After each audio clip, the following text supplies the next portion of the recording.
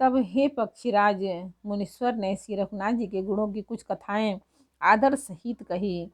फिर वे ब्रह्म ज्ञानपरायण विज्ञानवान मुनि मुझे परम अधिकारी जानकर ब्रह्म का उपदेश करने लगे कि वह अजन्मा है, अद्वैत है, निर्गुण है और हृदय का स्वामी अंतर्यामी है। उसे कोई बुद्धि के द्वारा माप नहीं सकता। वह इच्छा रहित, नाम रहित, रूप रहित, अनुभव से जानने योग्य, अखंड और उपमा रहित है। वह मन और इंद्रियों से परे, निर्बल, विनाश रहित, निर्विकार, सीमा रहित और सुख की राशि है। वेद ऐसा गाते हैं कि तू वही है, ऐसा गाते हैं कि वही तू है। जल और जल की लहर की भांति उसमें और तुझ में कोई भेद नहीं है। मुनि ने मुझे अनेकों प्रकार से समझाया, पर निर्गुण मत मेरे हृदय में नहीं बैठा। मैंने फिर मुनि के चरणों में सिर नवाकर कहा, हे मुनीश्वर, मुझे सगुण ब्रह्म की उपासना कहिए। मेरा मन राम भक्ति रूपी जल में मछली हो रहा है। हे चतुर मुनीश्वर, ऐसी दशा में वह उससे अलग कैसे हो सकता है? आप दया करके मुझे वही उपदेश कहिए जिससे मैं श्री रघुनाथ जी को अपनी आंखों से देख सकूं। पहले नेत्र भर कर श्री अयोध्यानाथ को देखकर तब निर्गुण का उपदेश सुनूंगा। मुनि ने फिर अनुपम हरि कथा कहकर सगुण मत का खंडन करके निर्गुण का निरूपण किया। तब मैं निर्गुण मत को हटाकर काट कर बहुत हट करके सगुण का निरूपण करने लगा। मैंने उत्तर प्रत्युत्तर किया, इससे मुनि के शरीर में क्रोध के चिन्ह उत्पन्न हो गए। हे प्रभु सुनिए, बहुत अपमान करने पर ज्ञानी के भी हृदय में क्रोध उत्पन्न हो जाता है। यदि कोई चंदन की लकड़ी को बहुत अधिक रगड़े तो उससे भी अग्नि प्रकट हो जाएगी। मुनि बार बार क्रोध सहित ज्ञान का निरूपण करने लगे। तब मैं बैठा बैठा अपने मन में अनेकों प्रकार के अनुमान करने लगा। बिना द्वैत बुद्धि के क्रोध कैसा, और बिना ज्ञान के क्या द्वैत बुद्धि हो सकती है? माया के वश रहने वाला परिच्छिन्न जड़ जीव क्या ईश्वर के समान हो सकता है? सबका हित चाहने से क्या कभी दुख हो सकता है? जिसके पास पारस मणि है उसके पास क्या दरिद्रता रह सकती है? दूसरे के द्रोह दूसरे से द्रोह करने वाले क्या निर्भय हो सकते हैं? और कामी क्या कलंक रहित रह सकते हैं? ब्राह्मण का बुरा करने से क्या वंश रह सकता है? स्वरूप की पहचान होने पर क्या कर्म हो सकते हैं? दुष्टों के संग से क्या किसी की सुबुद्धि उत्पन्न हुई है? परिस्थितिगामी क्या उत्तम गति पा सकता है? परमात्मा को जानने वाले कहीं जन्म मरण के चक्कर में पड़ सकते हैं। भगवान की निंदा करने वाले कभी सुखी हो सकते हैं। नीति बिना जाने क्या राज्य रह सकता है? श्री हरि के चरित्र वर्णन करने पर क्या पाप रह सकते हैं?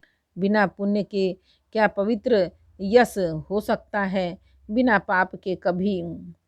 पाप के भी क्या कोई अपयश पा सकता है? जिसकी महिमा वेद संत और पुराण गाते हैं, उस हरि भक्ति के समान क्या दूसरा कोई लाभ भी है? हे भाई, जगत में क्या इसके समान दूसरी कोई हानि है कि मनुष्य का शरीर पाकर भी श्री राम जी का भजन न किया जाए? चुगलखोरी के समान क्या कोई दूसरा पाप है? और हे गरुण जी, दया के समान क्या कोई दूसरा धर्म है?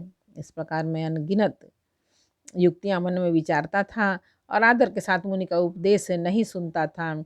जब मैंने बार बार सगुण का पक्ष स्थापित किया तब मुनि क्रोध युक्त वचन बोले, अरे मूढ़, मैं तुझे सर्वोत्तम शिक्षा देता हूँ, तो भी तू उसे नहीं मानता और बहुत ही उत्तर प्रत्युत्तर लाकर रखता है। मेरे सत्य वचन का विश्वास नहीं करता, कौवे की भांति सभी से डरता है। अरे मूर्ख, तेरे हृदय में अपने पक्ष का बड़ा भारी हठ है, अतः तू शीघ्र चांडाल पक्षी हो जा। मैंने आदर के साथ मुनि के सांप को सिर पर चढ़ा लिया। इससे मुझे न कुछ भय हुआ न दीनता ही आई। तब मैं तुरंत ही कौवा हो गया। फिर मुनि के चरणों में सिर नवाकर रघुकुल शिरोमणि श्री राम जी का स्मरण करके मैं हर्षित होकर उड़ चला। शिव जी कहते हैं, उमा, जो श्री राम जी के चरणों के प्रेमी हैं और काम, अभिमान तथा क्रोध से रहित हैं, वे जगत को अपने प्रभु से भरा हुआ देखते हैं, फिर वे किससे बैर करें?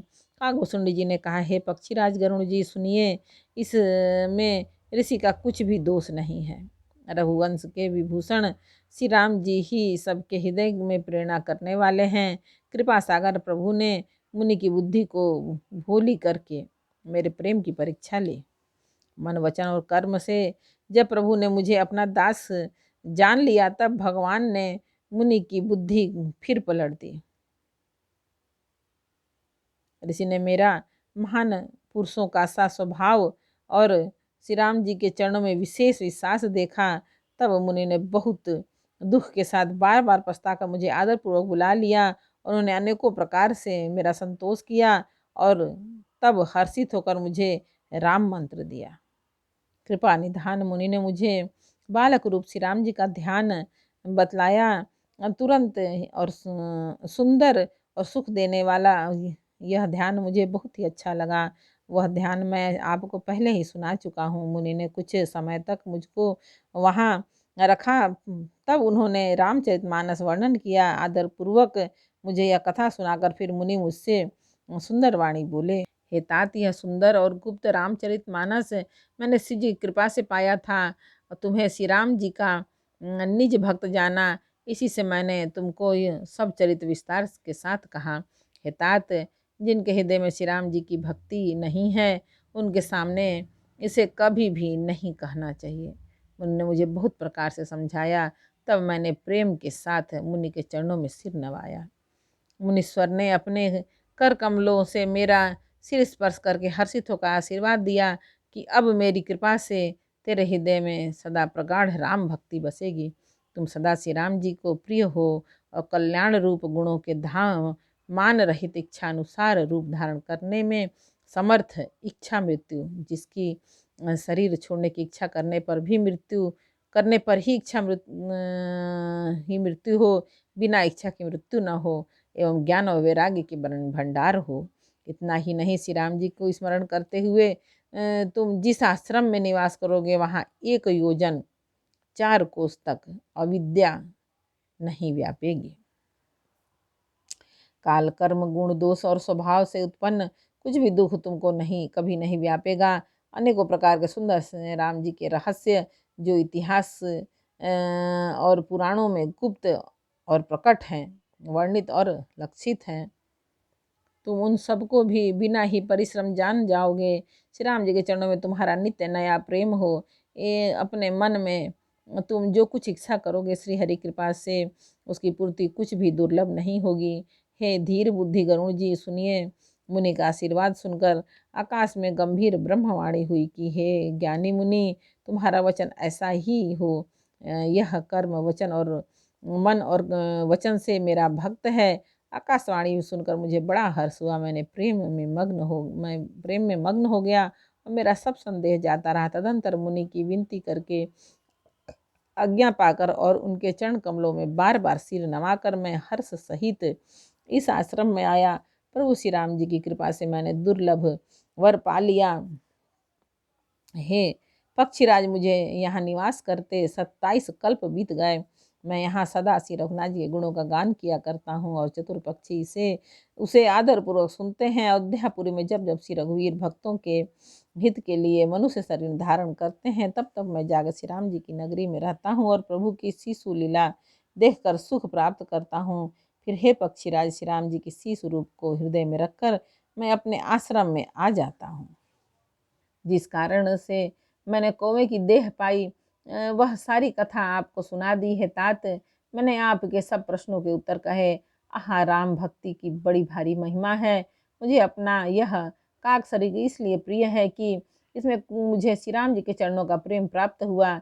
इसी शरीर से मैंने अपने प्रभु के दर्शन पाए और मेरे सब संदेह जाते रहे। मैं हट करके भक्ति पक्ष पर अड़ा रहा, जिससे महर्षि लोमस ने मुझे साप दिया, परंतु उसका फल यह हुआ कि जो मुनियों को भी दुर्लभ है वह वरदान मैंने पाया, भजन का प्रताप। तो देखिए, जो भक्ति की ऐसी महिमा जानकर भी उसे छोड़ देते हैं, वे केवल ज्ञान के लिए श्रम करते हैं। वे मूर्ख घर पर खड़ी हुई कामधेनु को छोड़कर दूध के लिए मदार के पेड़ को खोजते फिरते हैं। हे पक्षीराज, सुनिए। जो लोग श्री हरि की भक्ति को छोड़कर दूसरे उपाय से सुख चाहते हैं, वे मूर्ख और जड़ करने वाले बिना ही जहाज के तैरकर महासमुद्र के पार जाना चाहते हैं। शिव जी कहते हैं, हे भवानी। काकभूषुंडी जी के वचन सुनकर गरुड़ जी हर्षित होकर के कोमल वाणी से बोले, हे प्रभु, आपके प्रसाद से मेरे हृदय में अब संदेह, शोक, मोह और भ्रम कुछ भी नहीं रह गया। मैंने आपकी कृपा से श्री रामचंद्र जी के पवित्र गुण समूह को सुना और शांति प्राप्त की। हे प्रभु, अब मैं आपसे एक बात और पूछता हूँ। हे कृपा सागर, मुझे समझाकर कहिए। संत मुनि वेद और पुराण यह कहते हैं कि ज्ञान के समान दुर्लभ कुछ भी नहीं है। हे गोसाई, वही ज्ञान मुनि ने आपसे कहा, परंतु आपने भक्ति के समान उसका आदर नहीं किया।